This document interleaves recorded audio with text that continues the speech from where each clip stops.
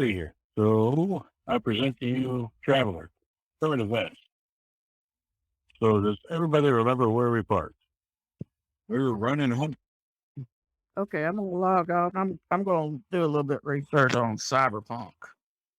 Don't lose your humanity. And I've already lost 27 on this character. I don't plan on losing anymore. yep, yeah, it's easy to go, isn't it? Yeah, hard to keep. Yep. And your character sheet's name is Bean. Yeah, he'll be able to find that, no problem. Okay, did y'all have it? You're right. Yeah, running away from that chain. That's right. Headed back home with. You'd actually made it home, had landed on the ring world. You had a team were moved, like comm unit that had obviously been subverted somehow, and they were driving it off to go research.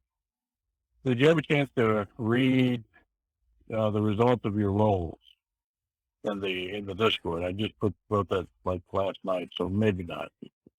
You guys actually did the rolls, and I didn't notice, so that's kind of my bad. But well, you can read the whole thing later.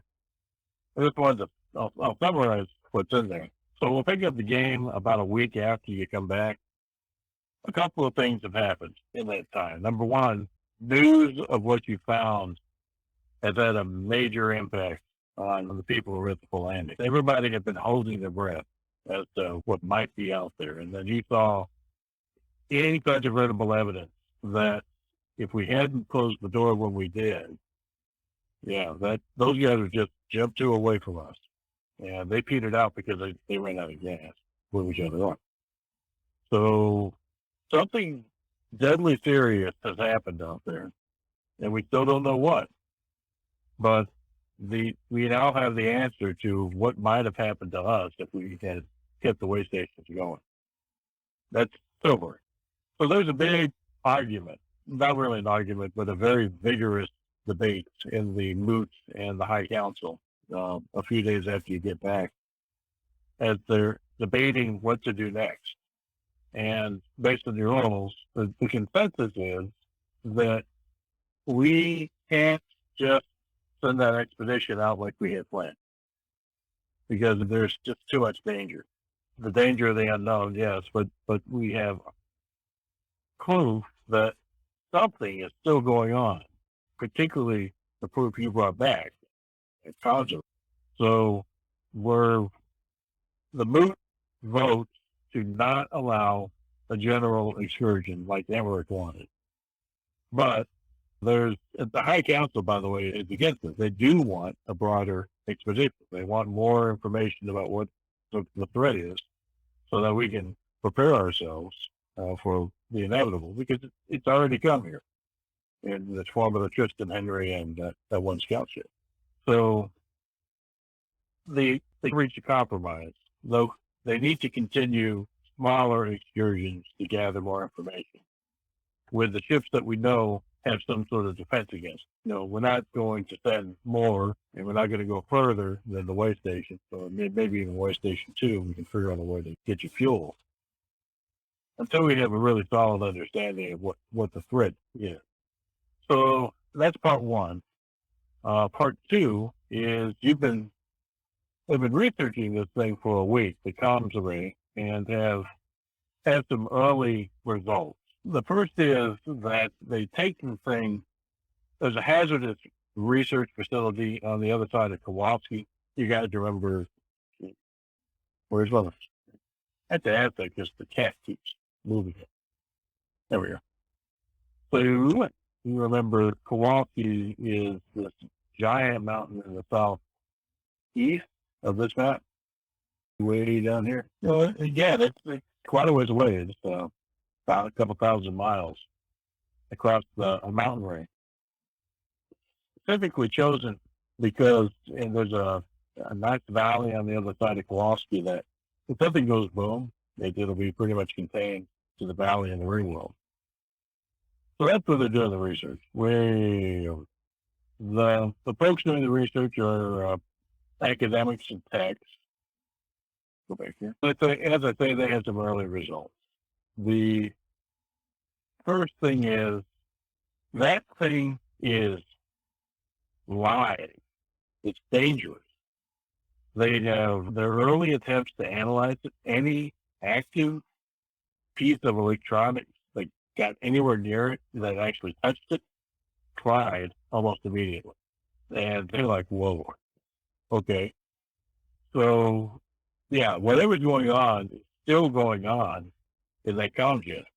So they had to come up with ways to interact with it indirectly and with some moderate success. And they can see that there is, the comms array had no capability to power itself. It was actually that isolated from ship systems. You did that on purpose. But it's created a way to power itself.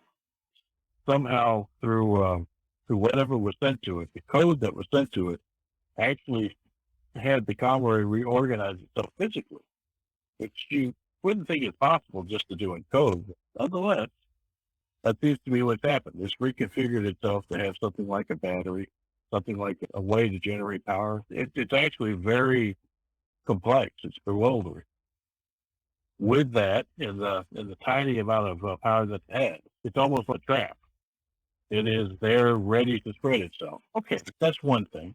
Another thing is, with the indirect observations, they have managed to pull out some information from the time that the comms array was receiving data from that Varg ship. And it turns out that it wasn't just this call of the virus that was being sent to the comm array. It was receiving legitimate other data at the same time. Like the Varg were sending out a distress signal. And in that distress signal were parts of their logs. And it's a very important, let's see here. Yeah, a very important snippet that they pull out from that distress beacon is the Varg captain, apparently in his last moments, saying we should have listened to those old slaves, the survivors of the Caliph. They told us this was a death trap. They were right. We are all dead. The Caliph. You guys may not remember this because it's been a long time since I mentioned it. But the Caliph was the first expedition that the Ring World sent out once they set up the way stations. Like 15 years after you arrived at the Ring World, you had repaired a large ship, which was essentially a colonial cruiser, a 1,200-ton warship, but they used to call it colonial cruiser, to be the ship that makes the jumps out. It has jump forward capability, made the way stations, knew you could reset mining outposts. So it was the ship that made first contact, and the one that actually proved to the rest of the world that you were still here. Since then, the Kalish was your main ship that did trading and diplomacy, and it was all up and down, back and forth between the Ring World and the nearby Aslan clans, and the subsectors adjacent to you. I'd say Doomsayers from the Kalish sounds appropriate too. They were doomsayers in the Kalish, and apparently they were old slaves, according to this Varg. So that implies a couple of things, that there were survivors of the Kalish, that they've been enslaved somewhere, and they knew about what happened to the way stations and told the Varg, don't go there. It's a death trap. So that's important information right there. Another thing is you get a kind of a clue.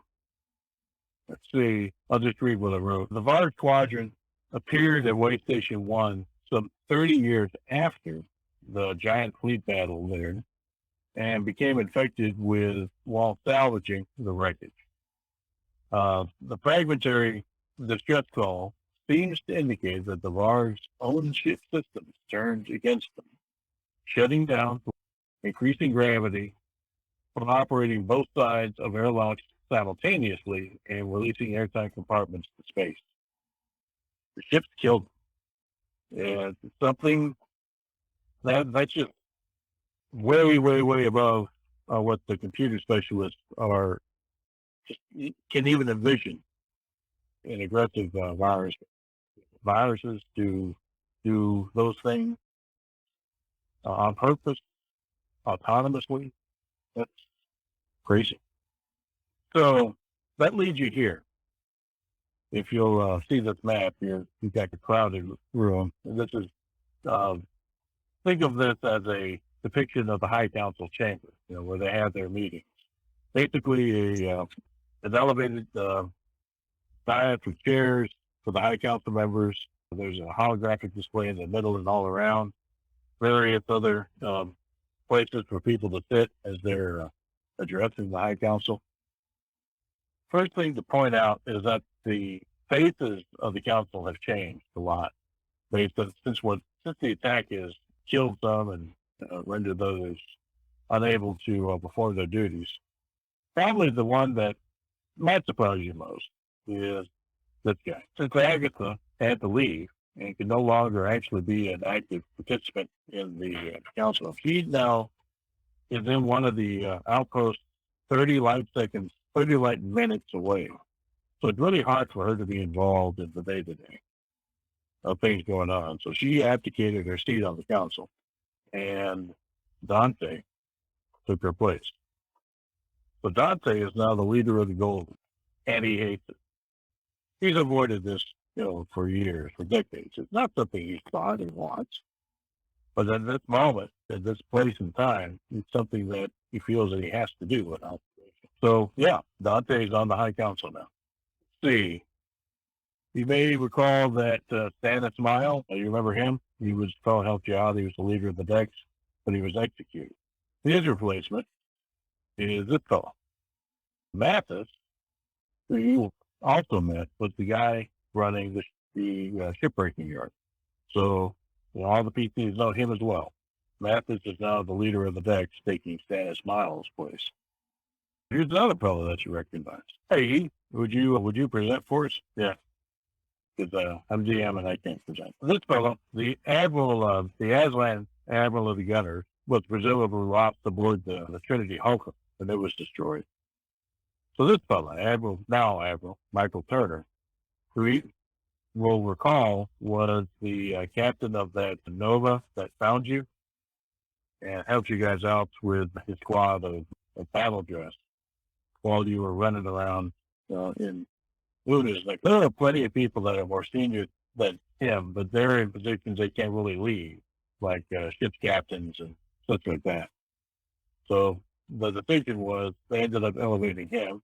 He's certainly qualified.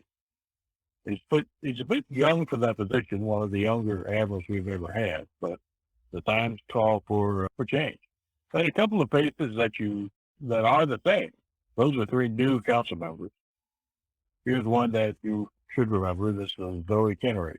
She was the academics lead. She still is. She survived what was going on, the attack on the academy. Here she is. And joining her is another, Harriet Singh. She along with Stannis were the ones that helped you deal with what was going on in the city at the time. She managed to survive the attack, and she is still the leader of the flights. You have one brand new face you've never met, and this one is going to get to the point of become important in the all. Miriam here is the new leader of the tech. Now, the fellow that was the leader of the tech, fellow by the name of William Hernandez, has gone missing.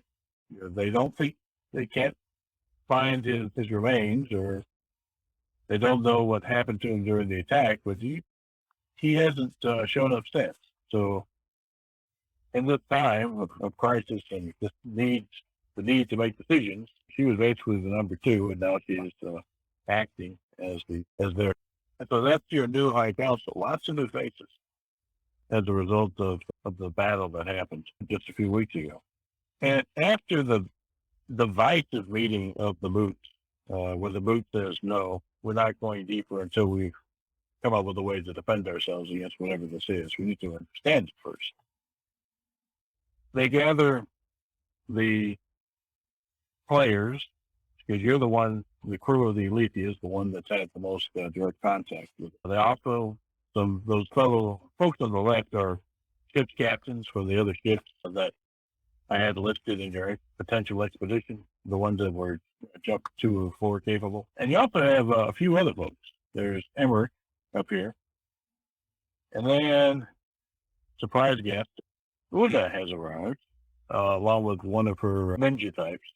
Let's see if I can find them here. What's that? Heck of a thing. Go through all the trouble of digging her out, and then I can't find them. All right. That's what search is for. All right. Yeah. And then Emiko. And Emiko is the granddaughter of Felix and Sabana. So that's how she ties into all this stuff. So this meeting is tense, given the situation. They're trying to figure out how to proceed. How do we go forward in all this? And the discussion starts off with what actually is this? What's the threat that we've seen in action 3 times and seen the remains of the potential remains in that battle, although we don't know a lot about what happened in the battle, why it turned out the way it did. There are some theories about the battle based on the identities of the ships, and that was something that I wrote about last week. Because you've got basically had a couple of days. By the way, I made a technical error. Let me correct you quickly. If you're a light day away, you don't see the results of your actions for 2 days because it had a light day there and a light day back. So it was like 48 or 9 hours before you actually saw the worksheet that was approved. Okay. Technical correction. But you had those 2 days to take extensive, highly detailed photographs of the wreckage. And to the extent possible, the ACADs over at the Academy used computer records and that imagery to identify a large number of ships. So they could see emblems, they could see names on some of the records based on size and class. And they have identified all the capital ships, anything over 2,000 tons. So they know exactly what that ship was, and a lot of the smaller ships. So based on the identities of the capital ships on the Aslan side, what they think that fleet represents was the Aslan clan hierarchy and the subsectors adjacent to us were running. They were running for cover. The 3 command ships, battle leaders, are actually, of late, simply luxury transports for the elite leaders of the Aslan hierarchy. And it's important to note that Aslan are not a single unified government. They are balkanization of lots of different clans. But they have commonalities in design and the way they operate their fleets. So yeah, cruisers of one design throughout the Aslan hierarchy. Surely. That particular cruiser had been assigned to one of the subsectors next to us. It was a subsector fleet flagship. Those 3 battle leaders were assigned to the clans of the adjacent subsectors, those leaders. So in many of the minor ships that were in their company were also civilian or military flagged ships below 1,000 tons that belonged to the Aslan, and so the subsector is very nearby. So it's very likely that fleet was an accumulation of up to 30, 40,000 Aslan trying to run from whatever was taking out facing that away. The only direction they had to run was the ring world. They were desperate. They tried to make the crossing and they failed. As for the Tyrian battle cruiser, there is no reason on God's green earth or God's green rim world for that battle cruiser. It is many subsectors away from where it's assigned. And it's a total mystery. It could not have made the journey here without many jumps. And why it would make the journey here at all, no, we don't have any clue. There was also another ship. There was an Imperial colonial transport that also would have had to make many jumps to make its way here. Again, a mystery. But what is clear is that the Aslan made it to Waystation One and were stuck. They were apparently in the process of taking the remaining fuel off of their tanker and trying to refuel some of their smaller ships that could make the journey, that could continue to make the journey, because they didn't have enough fuel for the capital ships. They're just dry at that point. When the Imperium heavy cruiser showed up, and it was rock and roll time. They couldn't run. They were trying to defend all these smaller ships that they had. It was a total washout. That's what you saw. So that's what we know about the battle so far. Adland were trying to run. They got stuck. An Imperial heavy cruiser showed up and blew them away. Let's see. What we know then is that the Zavars were not part of that original battle. They probably showed up a few decades later, maybe 20 or 30 years after that battle took place. And what happened to them, we got a glimpse of what happened to them based on the fragmentary log, the threat and log entry that we got from the Collar. Their own ships turned on them as they were trying to salvage that wreckage. Their own ships turned on them and killed them. And at least one of those ships is still functional to the point that it was able to see you and respond by hitting your direction. That ominous message, turn back now, that awaits you in the void, they don't know. We don't know who put that there. And we don't think it was the Aslan, or we don't think it was the Imperium in that era. We don't think it was the Vard. It had to have happened somewhere in between. So there may have been other visitors to that site, and it seems likely there probably were, in the decades between that battle that took out the Atlantic fleet and the Vard showing up and then losing control of their ships. So that's the history lesson. As for the computer thing, so Zoe pipes up at that point and says, I was a bit of a hacker myself in my youth. And Dante just gives her a look. A bit of a hacker. Zoe says that she's aware of a number of offensive techniques to subvert computer systems, but most of them have to be directed. It was a long time ago, for perhaps obvious reasons, and here is the gorilla in the room. The Imperium outlawed armed artificial intelligence. There's a reason for that. We had some experience with armed artificial intelligence, and it was not good. So as a self-defense measure, artificial intelligence is very limited in the Imperium. It's not impossible to do with the tech levels that we have. It is certainly possible to make self-aware intelligence machines, but it's not done. It's not done because at some point when it was done, it became deadly. So it's suppressed tech. This virus is behaving a lot like an armed artificial intelligence because it's doing things creatively. Look at what the VAR captain described, what was happening to his ships.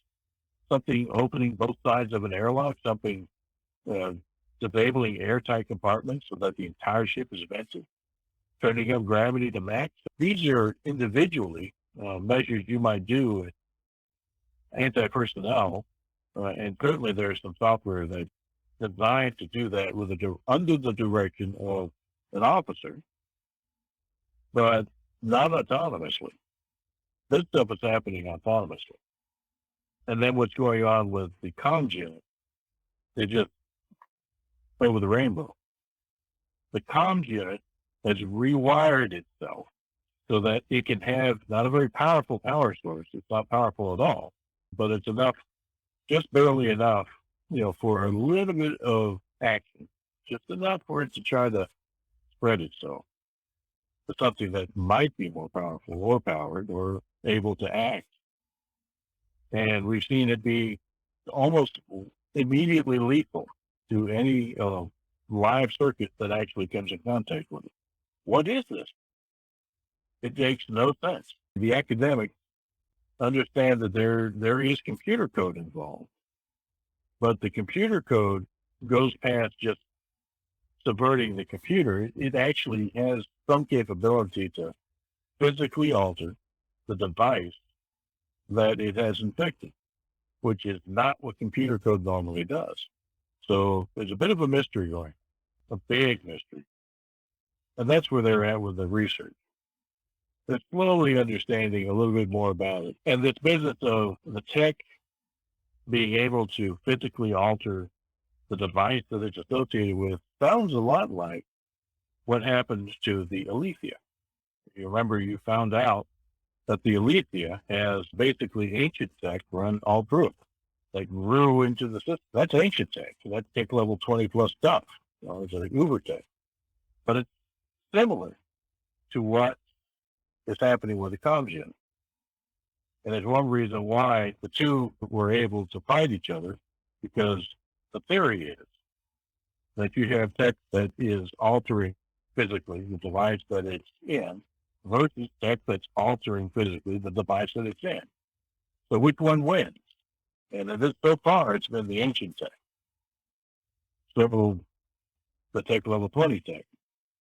Okay. The good news is that the ancient tech is actually something that we know a bit about, because we've been studying it all this time. It's in the ancient ruins all around. We didn't know it had this effect on our ships, but we've seen this effect on their ships, their ruins. A prime example of that was the destroyer that the old Rithipal pulled up from the gas giant, because it was just chock full of this stuff. It also had the chrome tech, which is an even higher tech level, but there's no chrome tech left anymore that we know of. So the ancient tech, we have some understanding of how it works. It's not something that we're prepared to know enough about to reproduce. That's not our level of understanding. But we actually do understand on a general level how it propagates, what its purpose is, why it's so adaptive rather than destructive. We have some clues. We've never really been able to successfully interact with it. It does its own thing, which is great, because if it didn't do its own thing, we'd be in a lot of trouble. So that's one reason that we asked Una to come in and talk to us about their experience with ancient tech, because Dante points out this has been probably the best kept secrets of the ring world. Is Una is our local tech collector. Okay. So Una steps forward with the help of Emiko, hobbled up there to the High Council table. Find it here quick. And reaches into her robes, pulls something out, and drops it on the table. Most of the folks there don't recognize it immediately, but Zoe and Dante and a whole bunch of the PCs would. Or at least an example of, artifact that caused so much trouble way back when, but arguably was the salvation of the Rithipal. And it is actually somewhat active. It is, as you see, it's glowing. It hovers over the table. It's not falling inert. It's not throwing out force fields or talking to us or doing anything like that. It's just there. It's also not drawing all the heat out of it. Dante, in particular, has eyes for that thing, because it was that thing that killed his wife, Agatha's mother. Indirectly, it didn't know that it was doing that at the time, but yeah, it actually was the direct cause of her death. So, Luna says that they observed after the battle between the Tristan Henry and the scout ship and you all, some pieces of debris falling on the glacier.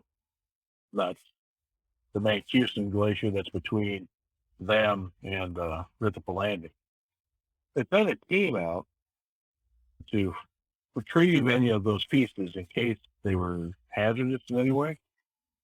And it's fortunate that they did. They sent the team out with this, to her understanding, is not an active artifact, but it is of the same type as the artifact the Rithipal encountered way back when. It never exhibited any of those behaviors. What is key about it is that, as far as she knows, it is chrome tech. It is an example of chrome tech that was supposed to have been destroyed back in the day. But yet, here it is. The cool thing about this thing is that if they've used it as a kind of beacon and protector. It will, if it comes across something that's dangerous, it will render it inert. And it's done that many times. You've seen examples of essentially the shells that the ancients used to fight those critters, like you had Rex in the game a few games ago. The ancients would lob these things at it that were basically nukes on a stick. They found a few of those, and having that thing around was a great way of not dying because it disables. So they found another example, apparently from the scout ship, of an infected device. When they approached it with this, the device immediately went inert. But they could tell that the device was infected because it was already disabling their comm units. That whole team lost comms as they approached that thing. They got within 100 yards of it, stuff started malfunctioning. So she doesn't know how many more of those little tidbits might have fallen from the sky. They were only able to track about 10 of them, and they've retrieved all of them, rendered them harmless, I think. But she did want to point out that, and given the danger of what you've observed, if you actually want to study this thing, don't do it here. You need to take this comm unit of yours, get it off the ringworm. Find another place, somewhere else in the system. Because if whatever's going on there breaks loose, it will have devastating effects for all of us. The High Council is stunned by that news. Somebody pipes up and says, we do have some research facilities elsewhere, but the problem is transporting. Dante says, we do have an obvious way to transport it, and that is the Eliethia. From whence it can return and presumably be safe, at least while in transit. Okay. And we don't want to render it inert, at least not yet. It's being studied. So there's some discussion about setting up a facility, where it needs to be, and this and that. While that discussion is going on, important as it is to the crew of the Eliethia, let's see, find this guy. Oh yeah, I know the fellow. Remember this guy, the garrison commander for Rithful. He kind of comes up to Virgil. Hey, could I, sorry to interrupt, sir, but could I have a word? And he indicates, just walk outside the chamber. And the High Council doesn't even notice. They're high in high debate. I didn't want to interrupt the council, and certainly this news has not spread widely. We've been trying to track down what happened to Liam Hernandez, the tech council member that's gone missing. We came across this. He shows you video of Liam letting in some of the attackers into the Capitol building using his access card. So picture this. Here's Liam Hernandez, one of the High Council members. He's got 6 or 7 armed fellows behind him, and one of them is, hopefully I have it archived. Hard to tell. Yeah, this guy. He's actually bypassing security into the Capitol building where the council chambers, the council meets. The building you're in now, Captain Veteran, sees your reaction while you look at that guy. It looks like Liam was in on it. Now, that the fact that he let him in, the fact that they didn't gun him down when he did, means he wasn't under duress. Oh, we've got some more footage too. Good. He shows you another pad back. There are actually 4 or 5 hits on the city camera system, but there were really 2 that mattered. That one, this one. And it shows Liam is getting into a vehicle, an aircraft. Looks like he's stolen it for some of those flight cadets that you had shuttling people out of the city.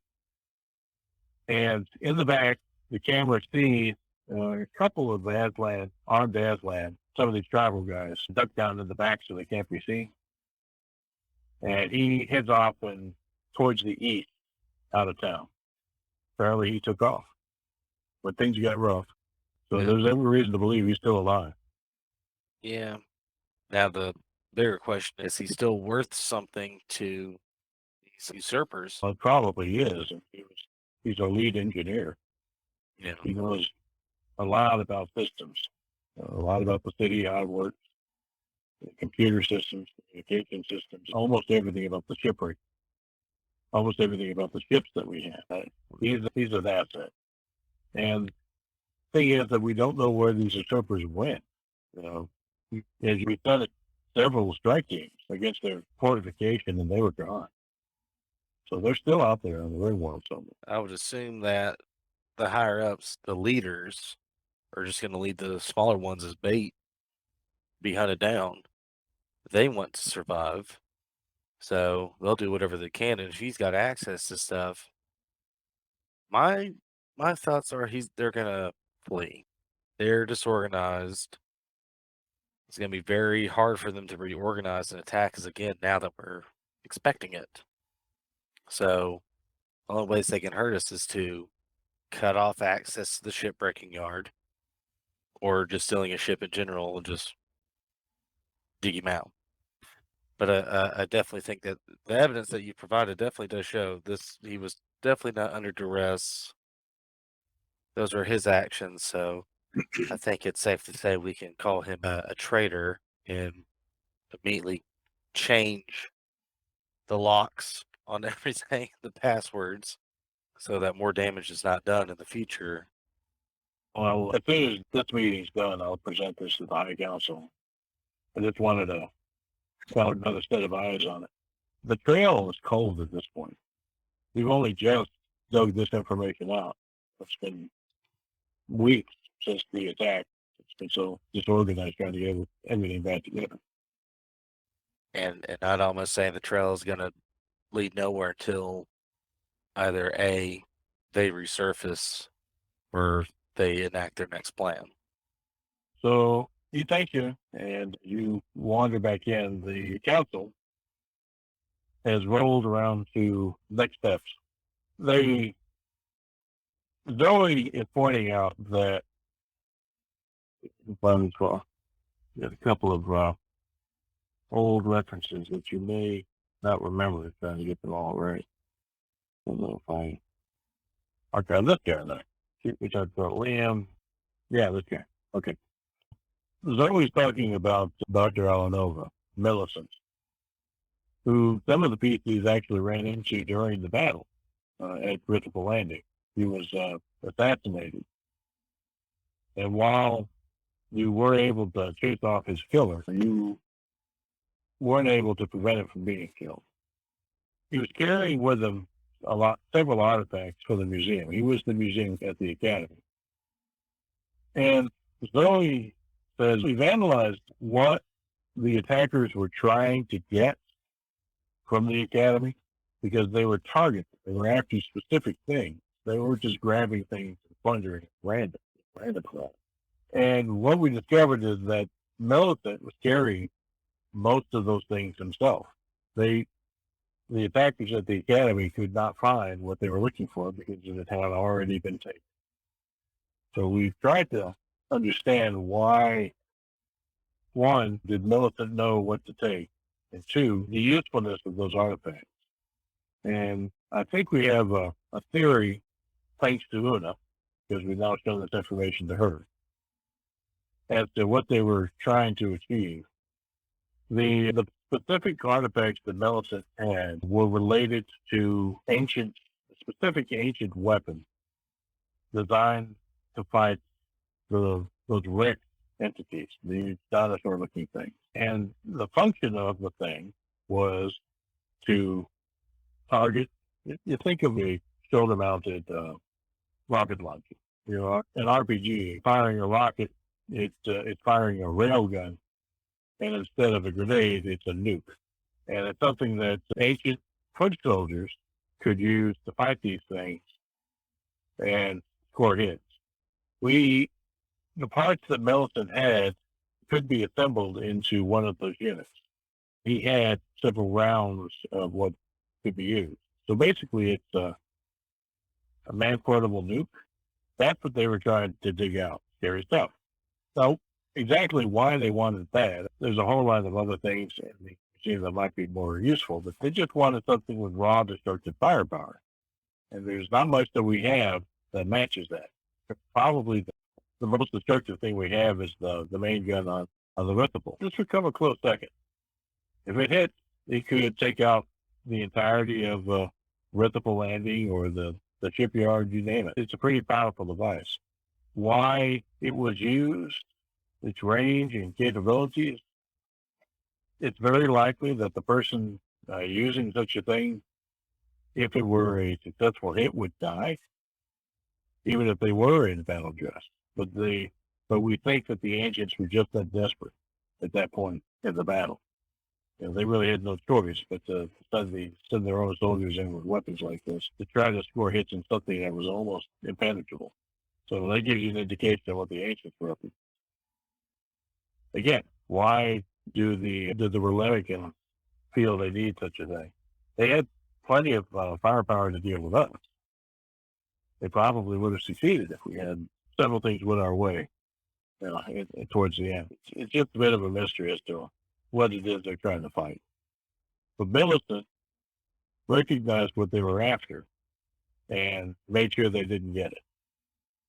And we didn't even realize that was the case until recently. So, yeah, Millicent turns out to be a bit of a hero in all this. Now the question is, how would they have known he had that on him? Yeah. Unless he looked a lot like Deeper Trouble. So do you bring that up at that point? I do bring it up. That just seems that's just too convenient to the one guy that knew about this stuff, and he immediately is killed, and that information taken from him. Someone knew. So, yeah, you do that, and the captain's right there with you. You know, he's still there, and you recognize, yeah, that's probably a good time to enter that into their awareness. He presents his evidence that he just presented to you, and a very, very quiet hush falls over the council chamber, and the counselors looking in all different directions. Dante's furious. Zoe is pale. So it's for Zoe, how much worse can this? And the others just really don't know what to think. But Dante says that fucker's going down. Well, Zoe just nods. And finally, the other High Council members join in. Virgil brings up, it's like, we need to have a plan instead of just hunting this guy down. This the one guy that actually has the means to and could understand to make this thing is who we're hunting. What his motivation is unknown. Did he just want to be part of the new power structure, the new world order, or the ring world? Or maybe they had a use for such a powerful weapon, Zoe says. It doesn't involve us. What else could be here but us and the rare tentacle things that we saw popping up that is a byproduct of the ring world itself? We had no way of knowing, even with all the excavations and stuff done, there really wasn't a thought that, hey, this is a hard to put living organism. To the most, yes. Zoe agrees. I can only see him using that on us. Really, Una's the only one that really knew of ancient tech. Una Dante, and Una was the one collecting it all, keeping it secret. So unless she wasn't keeping it a secret, she thought, or we're really underestimating Liam and his capabilities and his information network. As far as we know, Dante says, there are only a few places in system where those weapons were used. And that was in C1D, where they were trying to defend their cities against these things. Like almost stomped on ours. And in a couple of the other terrestrial worlds where they were unleashed, they're bioweapons. They were actually created during the Ancients' War. That said, that doesn't mean that there aren't other reasons to have such a thing. Mathis here says, well, actually, I do want to throw something out. I don't know that it ties in with this, but it does seem a bit convenient to have our best engineer in cahoots with fight this bad guy. You remember there was, do I have a picture? Maybe. I guess not. You remember the couple that discovered the immunity, the jump probe that was presumed lost. Yes, they were sent by the Aslan to certain coordinates with just enough fuel to get there. They found that structure. And an ancient device that reported back, but they were expected to die. Their own story is, or their belief is, that they weren't the only ones that went on such trips, one-way trips out. They didn't know it was a one-way trip, but It was a Gramil Gamma Kelvita. they did find something out there, in addition to the music. They found what was apparently something similar to the giant jump portal. Remember that we found two space stations, one completely wrecked and the other reasonably intact, that looked like they were normally ships jump themselves, but looked like these things were ancient tech that jumped space. Whole groups of ships that were nearby jump portals rather than jump drives. And they say that what they found, and this is reflected in the logs they were able to pull from Munich, is a giant version of one of those jump portal stations, about a light year out from our system. And they don't know why the Relemikins were looking for it, but what they found was not destroyed. It actually looked surprisingly intact. So if we're looking for the Relemikins, where they may have run to, we might start with something that they were trying to find, and did. Now, how this weapon plays into it and what exactly Liam's plans are, I can't say. But that's the only place I can think of to try to look for it, to figure out what their motivations are. Even if they're not there, trying to understand what that thing is doing out there would be valuable, I think. So he proposes to the rest of the council, if we're not going to send an expedition towards the Roy Point, at least let's send an expedition towards that. Big enough to defend itself, big enough to, and with the resources to try to figure out what's going on out there, if any. Do any of the PCs have anything to say to that proposal? I'm trying to wrap my head around what they mean by how big. Right. Zoe can answer that.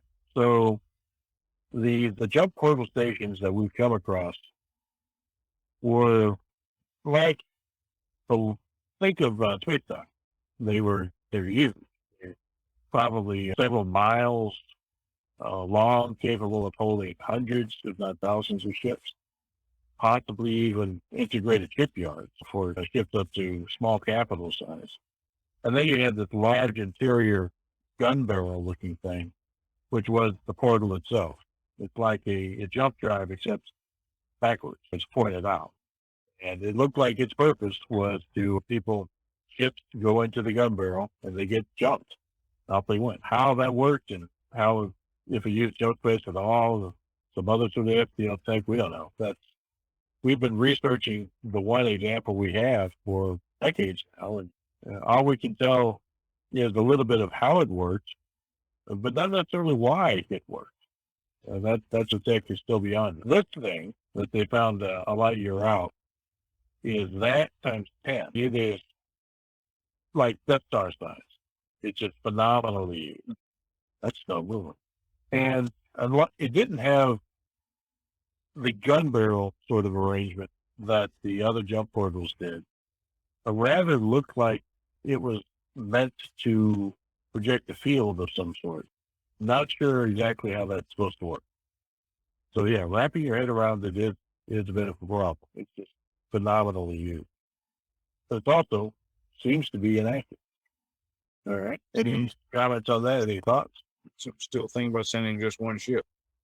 There's a lot to be said for sending one ship, taking a picture, and running. That worked well for the waypoint thing. Agreed.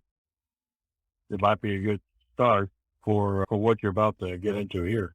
But again, if you're limited to a jump, you're going to spend a week to get there and a week to get back, and it's a fraction of a jump one. So the council, I think that idea would have support from most of the council.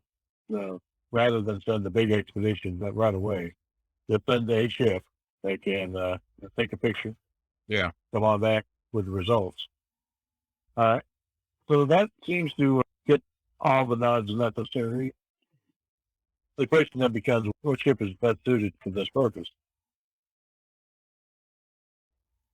Can't find any features in the browser that I didn't know existed for me. Thank you.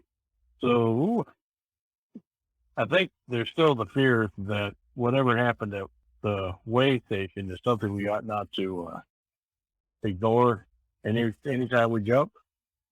So they would prefer the Eliethia, even though you don't necessarily have the best vessels. She did a good job getting the lay of the land with what happened at Waystation One. So if the crew of the Eliethia are amenable to that, they want to send you. I'm fine with that. And while that's happening, since it seems that the ancient tech modifications are what's protecting the Eliethia from what's going on in your comm array, you have almost identical modifications of the bare necessity. Again, some mystery of where exactly this came from. So they're going to use the necessity to transport the comm array off the ring world to another facility. And what some of your alternate characters are involved with that.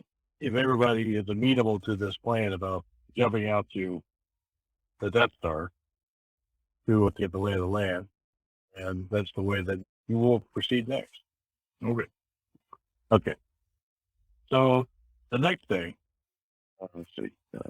Real quick. The next day, you folks gather out in the field where that's acting as your shipyard these days. Roll this your base intelligence. Okay. So, yeah. So, Virgil, you'll get this. So, there's a whole line of ships out here. Basically, all the ships that you were going to be involved with any expedition you finally undertake. And they're being prepped in service. The Eliethia at this point is ready to go. When you pull up and you're walking towards the Eliethia from the air raft that jumped you all there, you look over and you see a truck that's kind of broken down near one of the power traders, the same class as the bare necessity. And there's the people hemming and hawing over the truck. And it's not unusual for there to be something broken. You turn away not thinking much of it until you stop. That was the truck that hauled off the communist. You recognized the number on it. You just happened to notice that number as it was driving off. That's the truck that came up to the Eliethia and hauled off the communist. Okay, calling me curious. I got everyone's hold up, turn around. Okay, so you got everybody's attention, and I get to wander over to the vehicle, the subject vehicle in question. It is at the cargo ramp of the hotly contested, one of the far traders, and it's loaded. It was being used to haul cargo up onto the contested. They were putting some battle dressing, and the driver is apparently off, leaning up against the cargo ramp support, being treated by a medic, and that the engine compartment is on fire, and it's being put out by some of the crew. At this point, now I need to know, okay, what just happened here? The driver is just too out of it to really give an explanation, but the crew chief sees you guys jogging up there, and you're not the only ones. You've attracted a lot of attention by now. Fire. Crew chief says that the truck was just coming up the ramp and suddenly it stopped moving. The engine started revving out of control and caught fire. It actually seemed to blow in past the firewall into the compartment, the driver's compartment. The driver barely got out alive. He's got serious burns. Serious burns. They're going crazy. Like, has anything else gone screwy or acted funny since this happened? And the crew chief kind of gives you a look and shakes his head and said, "No, sir, nothing aware of. Just this one vehicle. Yeah, totally off the wall. I can't really explain it." Okay. Just for giggles, I think we should check everything. Anything that's on here that can be powered on, check it. I'm waiting on the driver to calm down because I want to know what he did. If he knows anything after he posted the comment. So you can set something up here. That is not. All right. Well, I'm just going to draw it. I'll make this quick. Forgive my drawing skills. No, he will be judged harshly. All right, go ahead and ridicule my skills. Okay, square is the vehicle. You guys, get some of you on the left here. Here we go. Samuel, I think, there. Peterman is probably still running for the forest. We've stood out. And not both. All right. And then you have various crew that are putting out the fire and then the truck itself. It's a pretty big truck, as you can see by the scale of the thing. It's a hybrid vehicle, so it's magnetic, anti-grav. One thing about the ring world is that anti-grav vehicles don't work because there's no gravity. It's all centrifugal force. So it has to be magnetic force. Modified all your lead vehicles to suit. It also makes, just as an incidental, the takeoffs and landings a little bit more difficult for starships because they often require anti-grav units in order to make that final general push down. Instead, you have to use your primary thrusters to move you where you need to go. That's just a little bit of trivia. All right, so you got that. So you say, okay, you say we need to check everything. Okay, yeah, they don't argue. I don't necessarily know why. This business about, the virus and all that stuff hasn't really spread far beyond the council. These folks wouldn't really know much about it. Don't know why. Oh, I know why. That's why. Searching in the right place. They get a long time to search through purchases. Okay, yeah, not gonna worry about it. That's the fire. Damn it. It's green. I know. Green stuff is burned. All right. And we see we got our drivers over there, and we're talking to the crew chief here. All right. So yeah, crew chief passes word to the rest of the crew, and just check the ship systems and make sure nothing crazy is going on. I don't know why. Just do it. And he says, okay, we're looking into it. The med tech says that the driver, he's unconscious and probably going to be until they get him to the hospital in Ripple because he's got serious third-degree burns. You may not be able to talk to him right now. That thing, maybe, is look at the logs for where that truck has been. That might be something close to what you're trying to get. At this point, roll an investigation. Anybody with that? All right. Okay, this shows that basically what you already know. Got it there. Anything else with investigation? Person? Yeah, I got one more. Hang on. You're getting better. There you go. Wow, knocked it out of the park. Okay, so everybody's looking at these logs and trying to figure it out. And, so we know that it went to met the Eliethia, took the comm unit to a 20-ton launch that actually shoveled it all the way to Kowalski. So there's a launch, and which launch that is. Then you have this truck continue to move around, shuttling parts from the starport in town all the way out here to the makeshift port where the ships are actually being serviced. It's been a lot of shifts. It's been, about a week or so. So it's probably had contact with the 5 or 6 ships that you see here on this line, delivering this and that. It might be food, it might be parts, it might be like this. Folks roll a intelligence check. This is just a general perception. Oh, yeah. Okay. I think pretty much everybody gets it except for John. He's very, trying to make heads or tails of this log. So the trip's been going here and yon, everywhere you can imagine. Parts, food, in this case, battle drift. Which, those of you that, except for John, you happen to look up and you see the battle drift slip out of its container. The helmet is open, and you can see there's no one in there. And that's why they're not supposed to do that. You guys apparently are the only ones to know this. The rest of the crew and people are busy putting out the fire. Medics tending to the driver. The crew chief is trying to raffle his crew to look for faults that they don't really know why they're looking for them, but they're doing it. And it's your group. You're the ones that sees this battle dress. It doesn't have a weapon or anything, just the battle dress. Step out, no driver, and kind of pan around, look around. What do you do? It never ends. Take it down. Mm.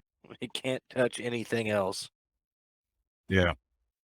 Okay. Whatever weapons you feel that you have on you at the time, go ahead and try to engage. You done? And there we go. Yeah. John, you were still like, what's, and then everybody's pointing weapons behind you. Like, whoa. Now, you guys, you're probably not in your combat armor. You were just walking to your ship. You're probably not in, you're not carrying the big blue glowy thing in case Samuel. You just weren't in that mode. But you probably do have smaller weapons that you routinely carry with you. Pistols, maybe even an ATR. So, yeah, give it a shot. I think I've got the wrong items on the wrong sheets here. I've got Janice listed as having the halberd. Okay. Pretty good roll for him. I figure out where to turn it off. Yeah, yeah. You think, You could get up there and stick your hand in that open helmet. You might be able to reach the right button and throw it off. under normal circumstances, yeah, you can think of several ways to enter a maintenance mode. So again, battle drift, military, once it's in this mode, it's not meant to turn off. You wouldn't want an attacker to remotely turn off your big high-tech suit. But that said, Only thing she knows how. She just don't know how to jump up there and do it. She doesn't have an athletic skill to do it. yeah, you think you can do it. You think how to you get in there and hit the right switch and combination of keys. Say, okay, just pause. Yeah, it's up to you if you want to make the attempt, though. I don't know if she can physically attempt. All right, while you're deciding what is Samuel up to here, let's guess. Yeah, that's her question. How do you turn all these things off? And I Don't don't, do this, but you gotta get up there. and I don't think you get it with that roll. But yeah, you hear Anna tell you. You can just yell it, do this and this, and as you say, you gotta get up there. And Clint, what's Virgil up to with you, jack of all trades? Janice is now under the truck. He wasn't going for under the truck. Okay. The- That's some of the fire retardant.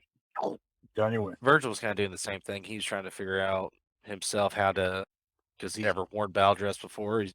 He's like, how in the hell? And when he hears that, he's, oh, I can do that. Yeah, you don't know you off the top. Jack of all trades doesn't save you there, but yeah, Anna does. Anna just broadcasts it to everybody. Okay, so you two have problems with the fire retardant. Boom, boom. Instead of going under the truck, you just gotta slide into the side of it. So anybody else doing something physical? Who actually has the athletic skill that rolls a six. Okay, you make it look like you're helping your sister out from under the truck. So that too was not exactly what you were shooting for. I think we've already determined John was like, wait, what? All right. So it gets to do its thing. Yeah. Let's see. Yeah. Okay. So the battle jet, the closest person to it is Virgil, because you're the one that slid into the side of the truck. It turns to you, and you hear some beeps as though someone were activating control, and you hear a very faint voice say, core overload imminent, 10 seconds. What are the rest you want to do? 7. That sounds like self-destruct to me. Oh, man. So this is how the crew of the Eliethia died. A Virgil. Oh, my God. He'll pick up the pieces. Okay. That's it. So, yeah, that Anna just hits the dirt. So Samuel, starting with Samuel, okay, down to let Virgil take off. You didn't hear what Virgil heard, because it was very faint coming from inside the suit. When you see that, you get a message, time to go. And you turn and you run, but unfortunately had one hand out and was actually thinking that you were trying to help her get out from under the truck. So she has inadvertently hindered your escape by causing you to fall into the fire retardant foam. she manages to get off from under the truck, but only as far as you are. So the two of you are right there. Anna, yes, you hit the dirt just in time for Virgil to run over you. John runs. John, you managed to, hey, Virgil's running. Everybody else is trying to run. Okay. I'm not sure what's going on, but I'm going to get out of the way too. So all this happens, and then you hear beep, beep, beep, shut down. And the crew chief looks up and says, "What are y'all running from?" He reached up there and grabbed the truck and turned it off. Here's the yeah. So you're thinking, "Oh, thank God," that's done. But that's when the battle dress, who just set its head down, reaches up and grabs the crew chief's wrist and breaks it, and he screams. And it throws him over the truck and then steps off over here. So it can't blow itself up, but you can do other things. Yeah, here we go. See if we can move this. Nope. You don't want me to move it? There you go. Yeah, it doesn't want to move. There you go. Oh, I can move the whole thing. All right. Man, that seems very picky. I'll just draw a new one. So, crew chief, it's still on the truck. And this thing pops off the back. So it's not there. When the crew chief gets injured, a lot of the crew that were working on the fire, they go back there and check out what's going on. They see the thing moving around on its own. One of them goes up and grabs the chief and tries to get him to safety. He's still alive. Just hands at a very unnatural angle. And the others, they do what you're doing. They pull out, they've got some weapons. They try to fire at the thing. Can't think of anything better to do. Not sure who the hell's in there. They don't see that there's nobody in there because they're looking at the back of it. All right, in this scenario, John, would you care to dodge? I'm gonna give it a shot, but my dodging. Somebody's got to roll better than ones here eventually. It might give you some joy to know that this thing is not as good as a man. All right, one thing you managed to pull it off. It clumsily lunges at you and misses. So no, it's not ninja battle dress. It's overcorrecting. If it punches slow, kind of way into it. So you're effectively getting a bonus to your dodge. If whoever's driving it doesn't know how to drive it. So the rest of you, John managed to avoid getting haymakered by this thing. The cradle for it and some of the parts and supplies, but everything in the truck was related to this single battle dress suit. There are some weapons in there that were for the battle dress. Gauss rifle, that sort of thing. But don't seem to be doing anything at the moment. Janice is crazy enough for this. She's going to look at this stuff. Are there any grenades in this? 7 or better? Yes. And I'll give us also the number 3. There are 3 grenades in there. All right. This is really stupid for her to do, but she's going to grab one and try to drop it in the suit. Okay. You have a related combat skill like brawling or melee. Try that. But you do have melee, so we'll give it melee. Yeah, clear skill on that. You were using a halberd at one point. Awesome. Okay.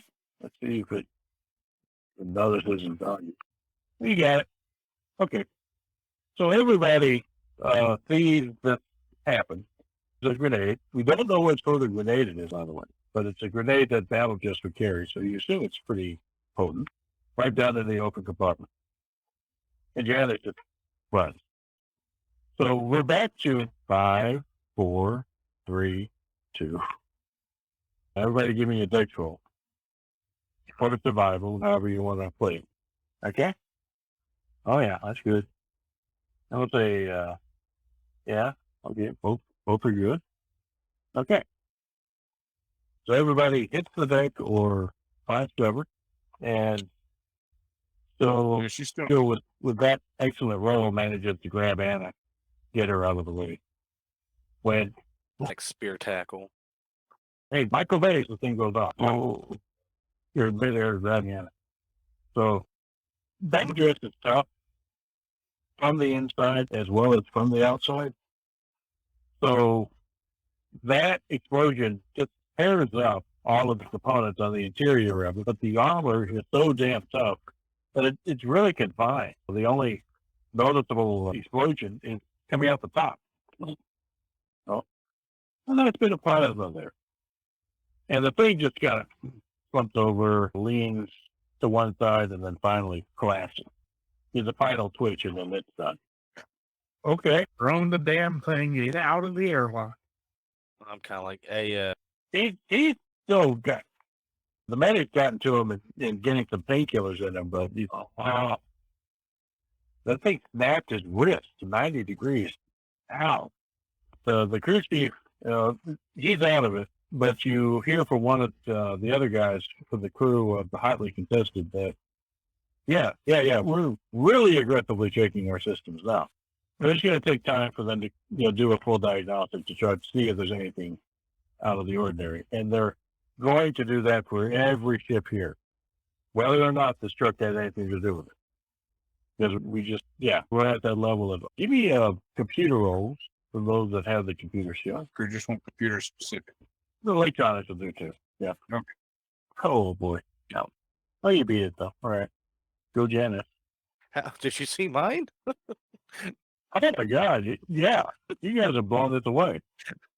Yikes. And the 5-minute thing. And the 4th. Yeah. Okay. You guys are going real good on it. Yeah. There are definitely systems that seem to be impacted on all of the ships, except for the necessity and the Eliethia. So would that help? It has apparently a way to clean things. So that artifact similar to the one that we used to have in the museum.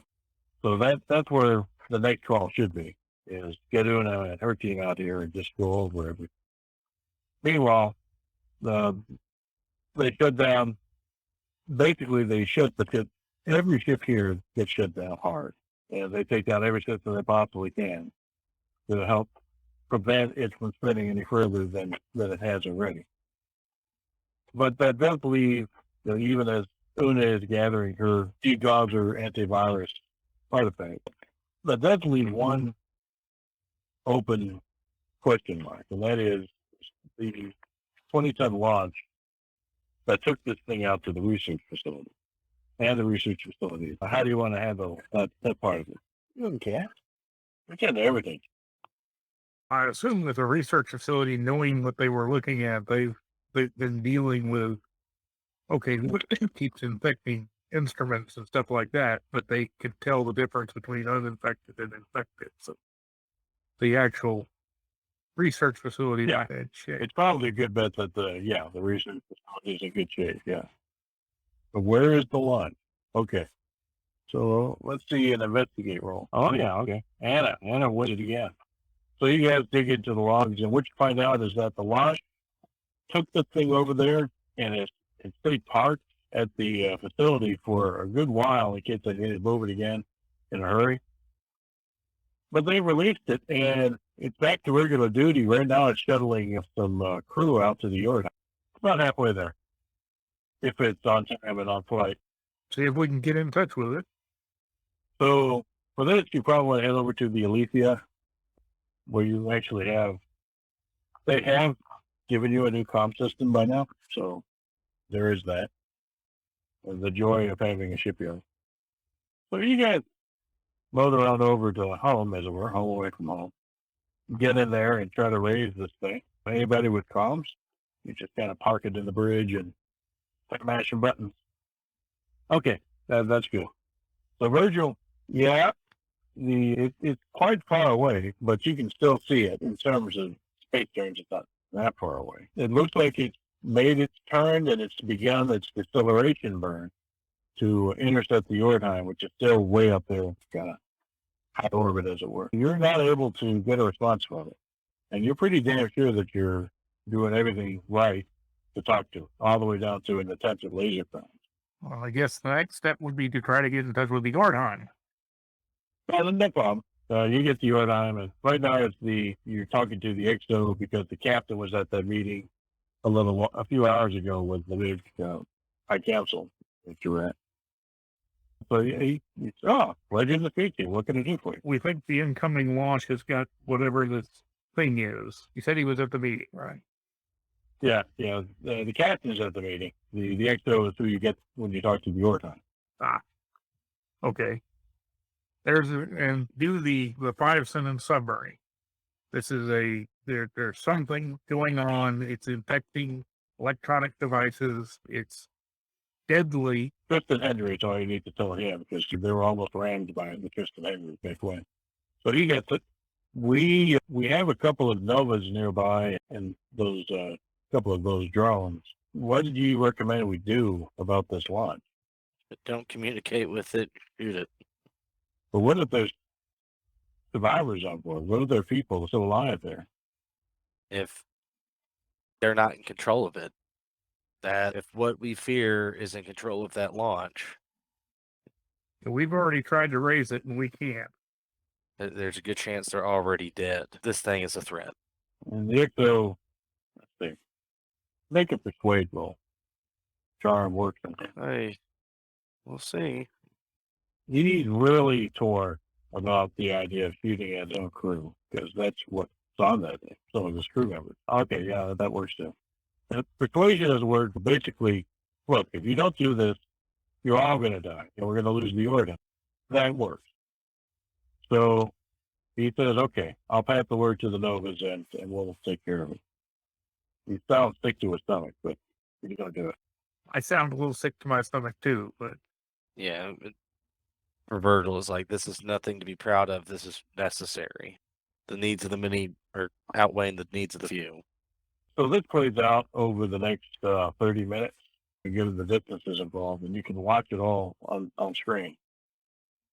So the two Novas approach, and one of them actually attempts to visually see if there's anybody in there.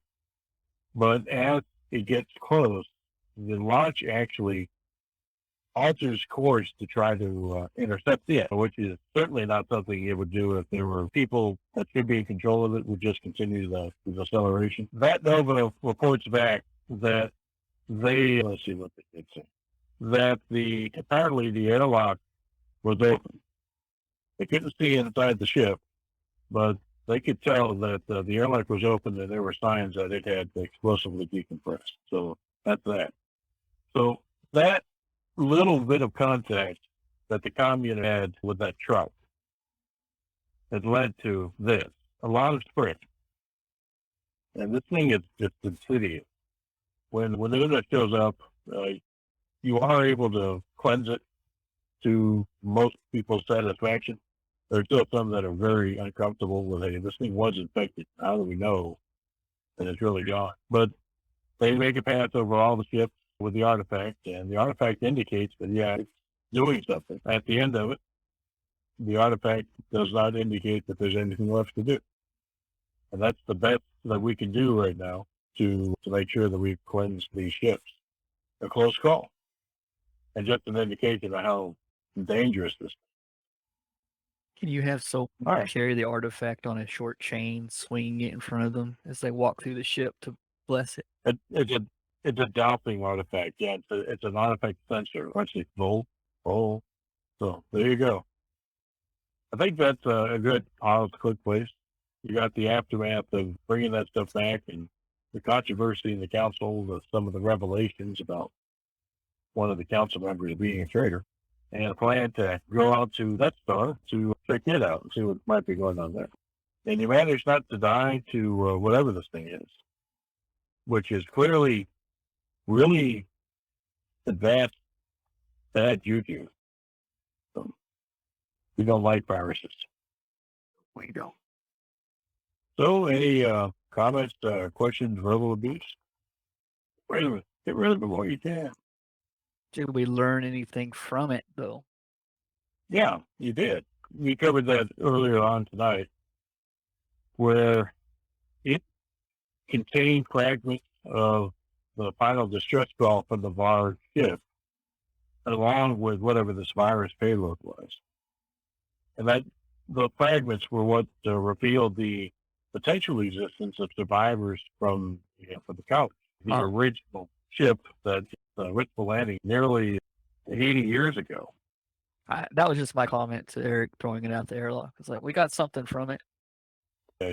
You did. You did. Yes, we did. I say as I combed bits of Hey, you got to blow up Battle just on the inside with last one. That was pretty exciting. Oh, like a Roman candle. Whee! So next week will be D&D. We're back to E. C and Miss Peg are in planning. They're plotting our demise. And I think there seems to be, for Peg, there's quite a bit of enthusiasm about the sacrifice thing. So I've heard almost everybody have a character idea, which is a big problem we've had, with the group system. Folks who are just, what do I do? What do I do? I think this is going to go much better. So good deal. Actually looking forward to it. But give him a hat back. and Chris, even though you weren't there, you still get level A. Okay. They would suddenly find ourselves dungeon crawling in an actual dungeon. Yeah. And the fact that the DM is handing out level should be a warning to us all. Brunner just, clutches his bagpipes very tightly. I was wondering when you'd notice. There's no way. I was just waiting for, I've been waiting for the opportune time just to do something with that. Just, that's a surprise. He's got to be some sort of bard hybrid. Gosh. I mean, I play the bagpipes as much as if I were a bard to begin with, so now I can. Oh boy. You are the Scanlan of Scotland. Oh, how far are y'all in Vox Machina? Pike's return. So the episode we just watched was Pike coming back without giving spoilers to anybody. I'm pretty sure you know what that is. She I was do. glowing at the time. The character Ashley Johnson, she has actual acting jobs every once in a while and has to go away and then would come back. And they were very creative in ways of getting her to be able to show up for a short duration. Oh, okay, I got you. That makes sense. Also very generous because that was like, wow. Yeah, that's a little bit of an overpowered way of doing it, but hey, they missed. I mean, I thought it was appropriate to the moment, but wow, look who just showed up. Oh, Ever see the TV show Blind Spot? She was on that. That's what she was going to New York to film for all the time during that time period. oh, okay. No, I've never even heard of that. It was one of those terrible TV shows that had a weird gimmick to get you interested, but there's no way they can make a whole show out of the gimmick. Yeah.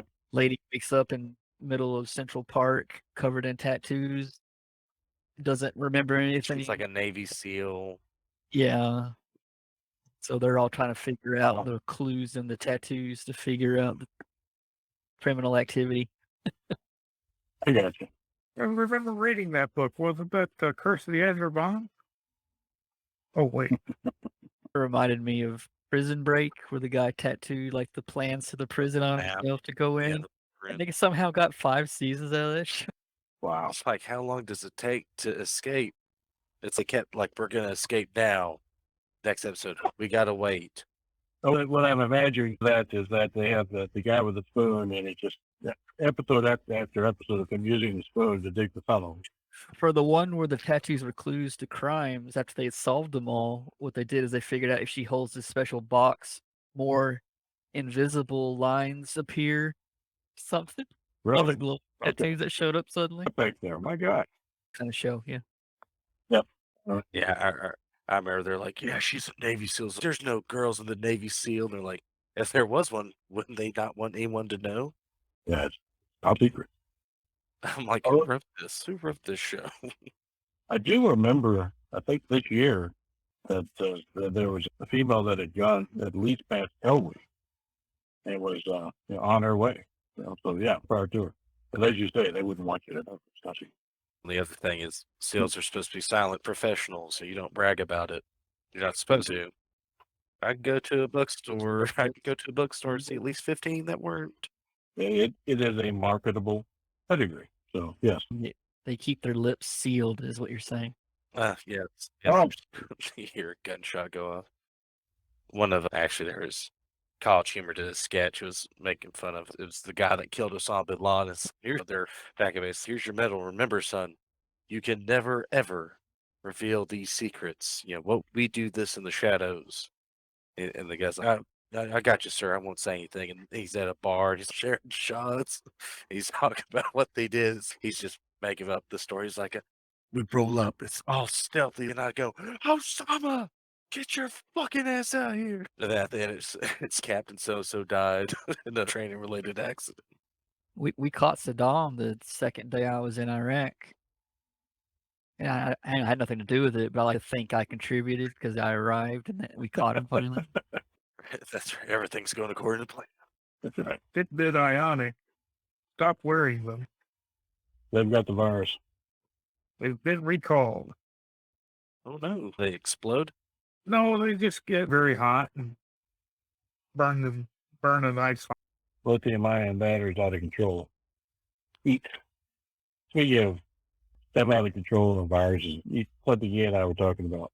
So we're in the cybersecurity stuff that'll follow that. There's a network of terminals in Europe that are used for SCADA systems, infrastructure, solar power, wind power turbines, stuff that's really remote, and to connect them back to control centers for monitoring and such. These things they're called SPECCOM terminals because that's actually what they communicate through.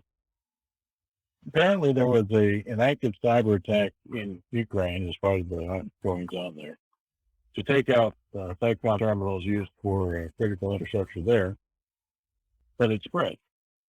And it began taking out SPECCOM terminals throughout Europe, thousands of them. But what was really remarkable about this particular attack is that once the attack was discovered and mitigated, and they went to rebuild the network, those terminals that had been impacted no longer function. They self-destructed due to the virus. There's only one other example I can think of where something like that happened that's in the public domain. That's the centrifuges in Iran, where I guess the theory was that it was Israel of America sent a virus over there to slow down to cause those centrifuges to malfunction, to slow down their ability to create fissionable material. And that spread beyond Iran a little bit to other similar industrial systems. But yeah, this is a big deal, at least in the infrastructure. Okay. Yeah, neato. So that is a thing. Sometimes you can craft offensive code that does physical things. Yeah, the Iran one, what it was is it turned off the monitors that monitored temperature or something, so they kept running when they shouldn't have, and apparently it broke them down. I have a comment for Eric's story. A Fitbit that's bad for your health? Isn't that ionic? Load shotgun with malicious intent. You get this is what this cat was been wanting all evening. He's been into everything. Yeah, okay, chill. He's older. Cool. All right, I'm not DMing a game right now. Now it takes off. Look at that. It's okay, bye. The minute you acknowledge that, it's time to do something else. That's right. That's right. Oh, look, a penny. Just got an eye in your quarter. Okay. I'll figure out some other way to cause trouble. All right. Be well, gang. I don't. Thanks, everybody. Take care. Good night.